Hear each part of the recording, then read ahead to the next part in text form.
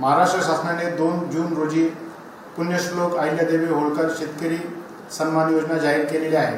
या योजनेमध्ये 3 घटक आहेत: कर्जमाफी, एक वेळ समझोता आणि प्रोत्साहन। ही सर्व योजना महाआयटीने विकसित केलेल्या पोर्टलद्वारे राबवण्यात येत आहे। ह्या योजनेचा लाभ देण्याकरता सहकार विभागामार्फत सर्व बँकांची माहिती महाआयटीच्या पोर्टलवर भरण्यात आली। त्याचं सर्व व्हेरिफिकेशन पण झाले आणि त्याची लाभार्थ्यांची, कर्जमाफीच्या लाभार्थ्यांची पहिली यादी 25 जुलै रोजी प्रसिद्ध झाली। या यादीमध्ये राज्यातील 16,96,000 शेतकऱ्यांचा समावेश आहे आणि यांची कर्जमाफीची रक्कम 13,600 कोटी आहे।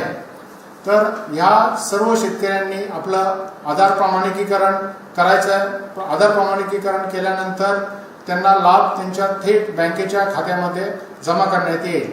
आधार प्रमाणिकीकरण करण्याकरता त्यांचे आधार कार्ड किंवा जी त्यांची यादी प्रसिद्ध केलेली आहे त्याच्यातला विशिष्ट क्रमांक घेऊन आपल्या सेवा केंद्रावर जायचे आहे।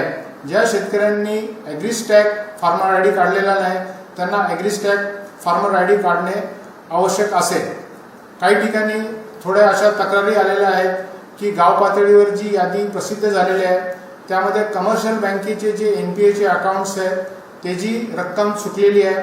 तर याबाबत मी शेतकऱ्यांना आश्वासित करू इच्छितो की याबाबत तुम्ही चिंता करू नका।